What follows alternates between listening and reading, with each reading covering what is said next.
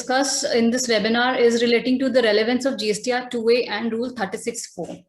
Before I go on to the topic, let me just put in some context that why these issues are becoming relevant for the taxpayers on day in, day out basis. We are observing that a lot of taxpayers are receiving notices from the department, more specifically on the reconciliations of the ITCs that they're taking in their GSTR 3Bs. This is mainly pertaining to period 17-18 and 18-19. Today, most of the taxpayers are getting these notices on regular basis, and they have to reply to the department giving all the details of the reconciliations basis which the credits have been taken. Second part of this presentation will touch upon on the provisional credits and what is the validity of this rule.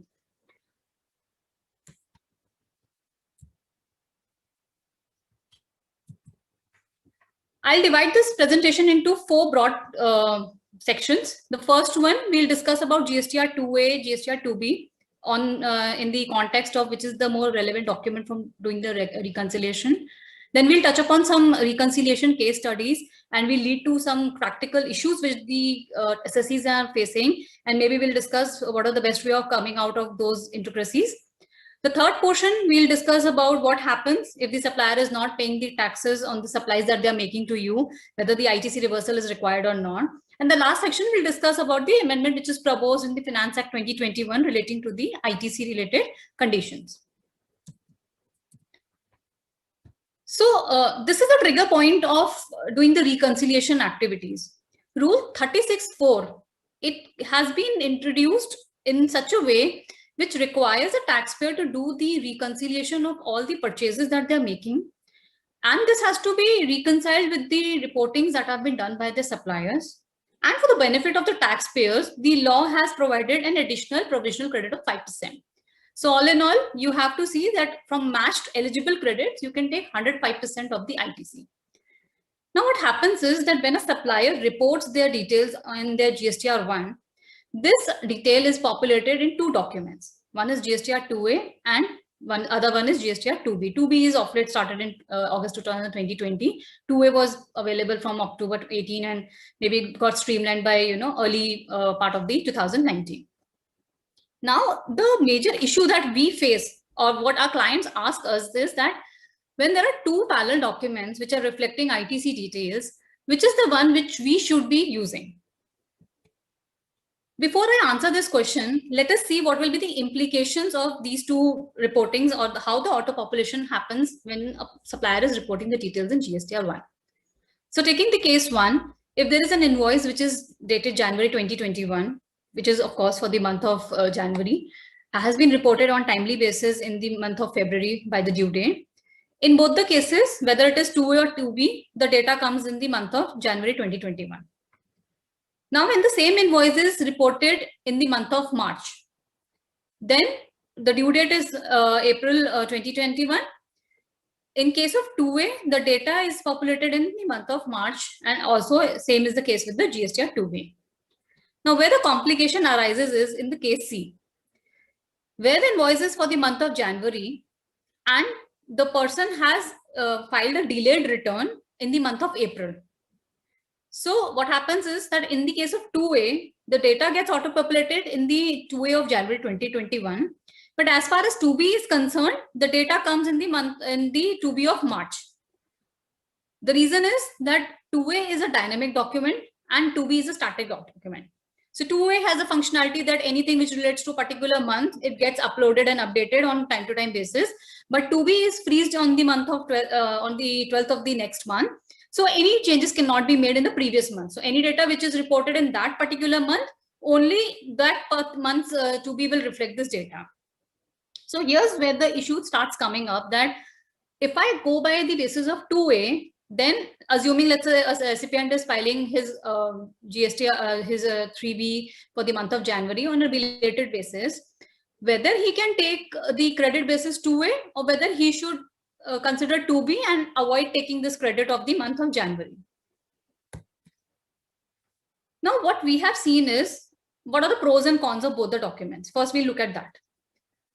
2A definitely gives you early credit. So even if the person has filed a delayed return because the data keeps on updating on the real-time basis. So you get credit basis on the data which is updated on a YTD basis. However, we have seen that the department is disputing these data or this reconciliation at the ground level. And it also adds to one more layer of reconciliation, that every time you are doing a ITC check, you have to do a YTD check, because you don't know when your supplier has updated a data for a previous month, and today you are sitting and you are looking at a previous data. So everyone, when they do an ITC reconciliation, they do it on a YTD basis, so that you get to know what is the real-time credit which is available to you. What happens with 2B? You get a delayed credit. Why? Because in case of 2B, the data is freezed on 12th of the next month. Now, if you're filing your return by 20th, let's say on 18th or 19th, you're sitting, and between 12th and 18th, one of your supplier or some of your suppliers have uploaded their data. This data will not be available to you in that particular month. It's not going anywhere. It's just deferred by 1 month, because if your supplier has filed in between this interim period, the data gets populated in the next month's 2B. So the only difference is it's a delayed credit, but there is no loss of credit for you. At the ground level, department is not disputing this. Department is very happy. They themselves are taking 2B as the basis of doing the reconciliations. You also have to do a less reco issue. You have a less reconciliation issues, because you will just take 2B. You are also having a peaceful life, something which is coming from the department's portal. Neither department is going to dispute. You will also not dispute. You might do a reconciliation at your level to keep on seeing that any of the suppliers is not missing the reporting. But yes, that YTD reconciliation, etc., is not, it's not getting impacted on such an extensive basis. Now, what people ask us is that what should we do? 2A has its own pros and cons. 2B has its own pros and cons. So there are two ways to look at it. One is the legal answer. One is the commercial answer. Commercially, yes, 2B is the safest document to comply with. Take the basis. Neither department is going to raise questions. You will not get any notices. They will be happy. You will be happy. You only have to do some internal reconciliations to keep track of your vendors, etc. But if you go by 2A, definitely we have seen what are the repercussions. Now, what is the legal answer to this? This is the commercial answer, that 2B is the safest document. Legally, Rule 36(4), it nowhere prescribes that what is the basis or the document basis which you should take the credit. It only talks about that you have to take the credit basis on the supplies details which have been reported by the supplier in the GSTR1, and the additional provisional credit of 5% will be allowed. It nowhere says that your underlying document should be 2A and 2B. And we have discussed that these details from GSTR1 are populated in both the documents. So according to us, legally, 2A is still a valid document. If anyone who wants to go for an aggressive view, or people who are having less credits, or they have more cash payouts and they are more relying on the credit payments, they can still take GSTR 2A as a valid document. There is no prescription or no restriction under the law that 2A is not to be taken. And frankly speaking, 2A was the first document which the department has introduced. 2B came on database, and at a later date, and that was also at the request of the taxpayers, because they were getting little, it was becoming difficult for them to keep on updating. So department said, then fine, we'll freeze one date. You take that as a basis and take the credit basis on that, on the GSTR 2B document. Ground level, I discussed, department is of course looking at 2B as the main document. But if you want to take a stand that you want to go by a 2A, because most of your credit is lying in 2A and you want to take the benefit of this document, there is no bar in the law.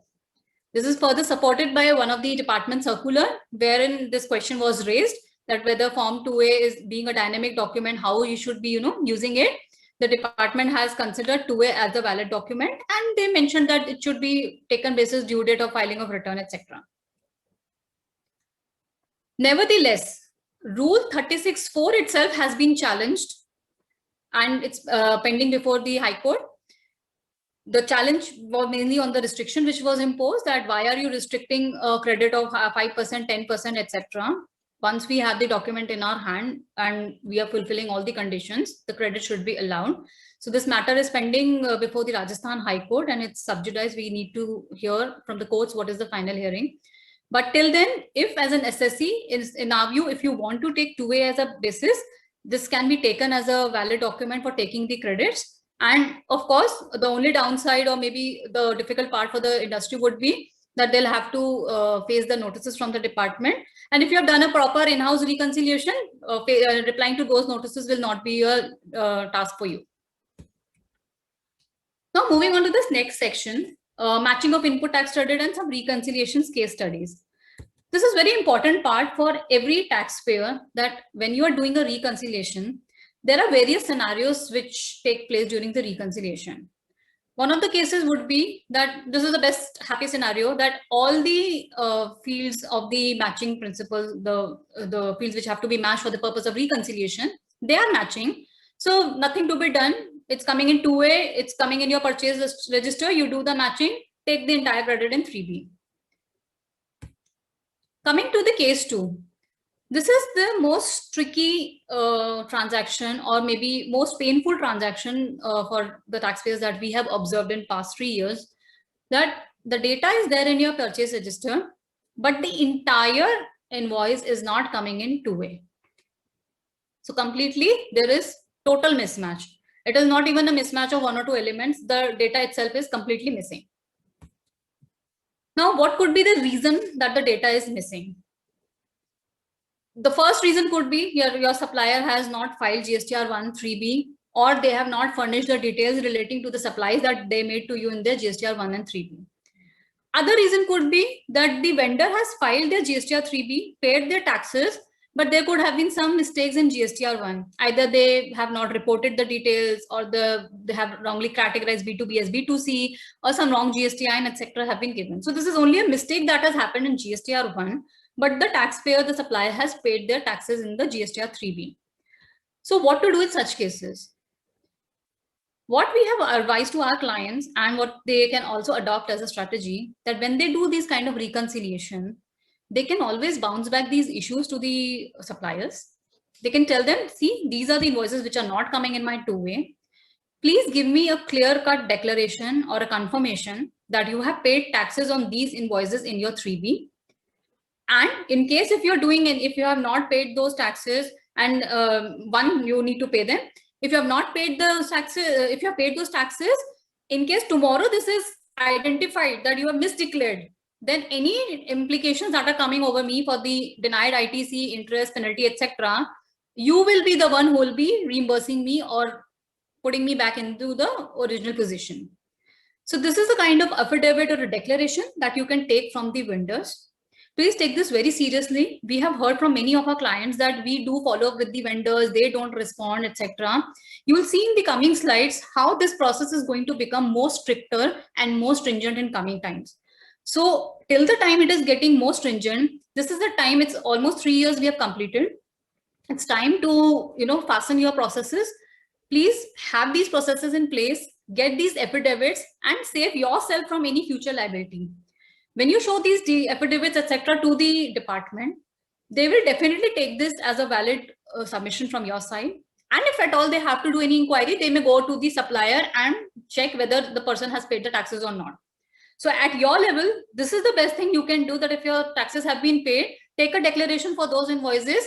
Wherever there is a mismatch not coming, have a detailed annexure along with it, and in your affidavits also have a proper annexure to that affidavit, that your vendor is actually certifying that he has paid taxes on all these invoices, so that you are not at a mistake. It is him who has taken the onus of the tax payment liability.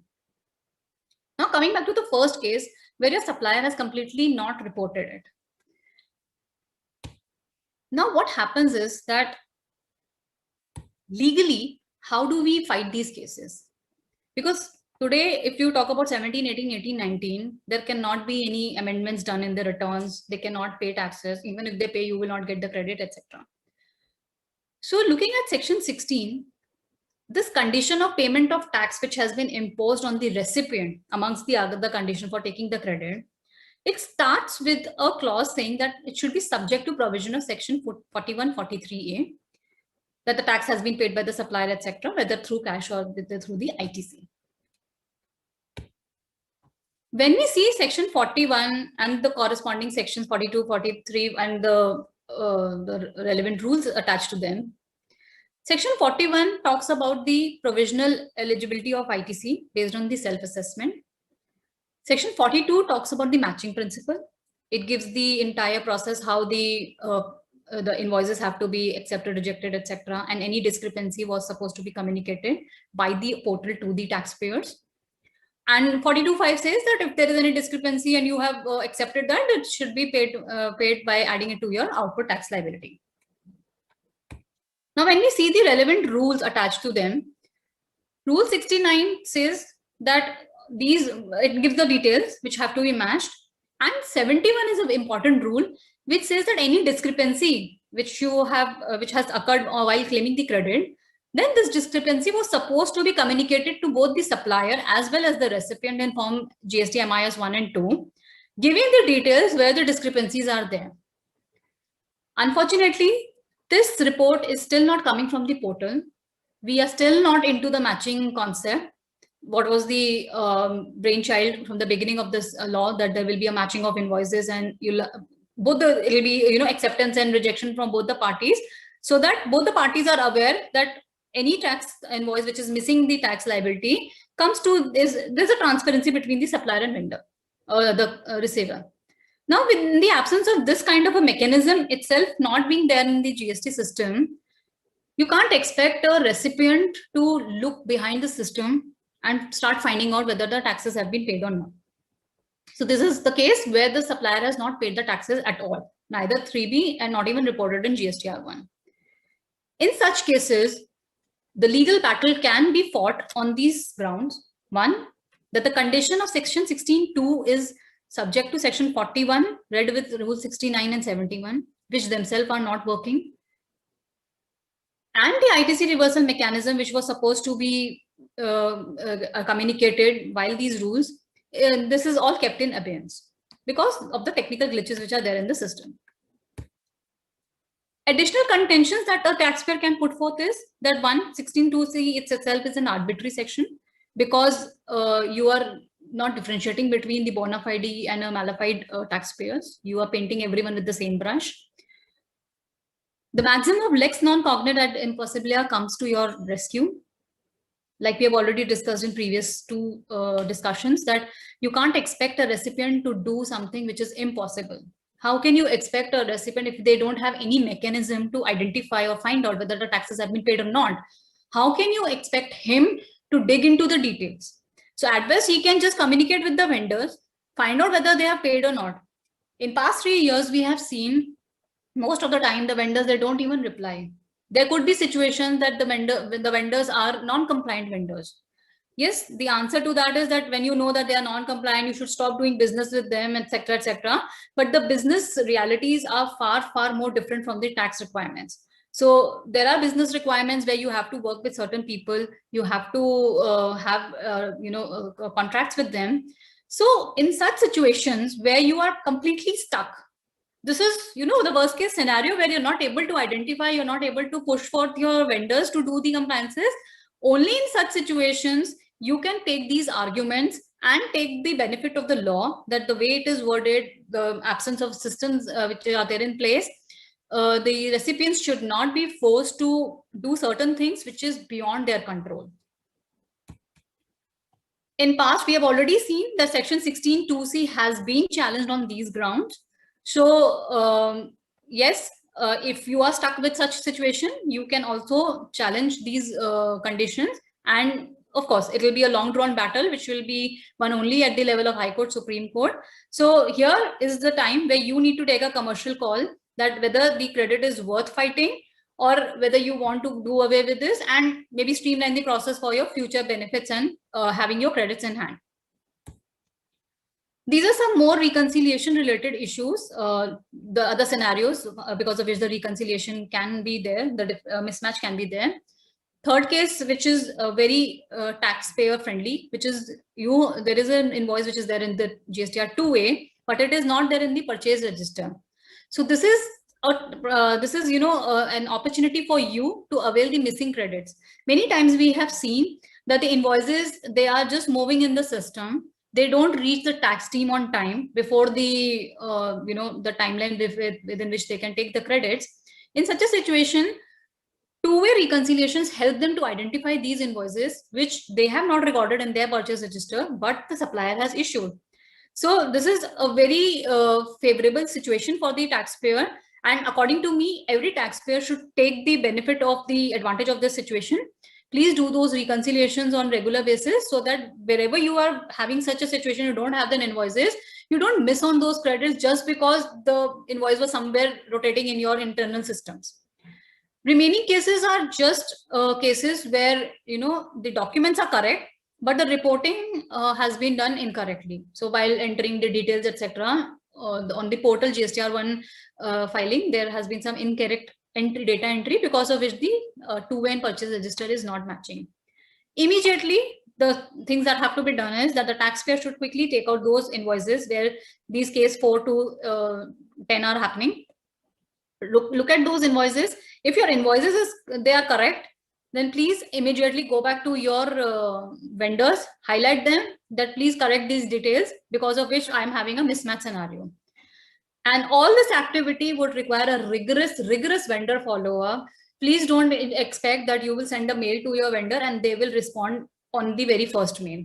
In our experiences, we have seen that we have to send almost 20 times we have to send the mails to the vendors for following up with them. Wherever we have a bargaining position, we stop making payments to them, that if they're not doing their corrections, they are not reporting, we'll not pay their taxes, the payments for their further supplies, etc. But this is all very SECI specific, depending on your individual situations. Where do you stand? Now coming to the impact of the recent amendment, which has been proposed in the Finance Act 2021. Before I go on to the amendment part, we'll look at the background. Like I've discussed that there are a lot of notices which are coming for the differences in the ITC in 2A, 3B, etc. Department is just issuing notices like anything. People are like almost 100 to more than 500 taxpayers in our knowledge have been receiving these notices for past 2 years.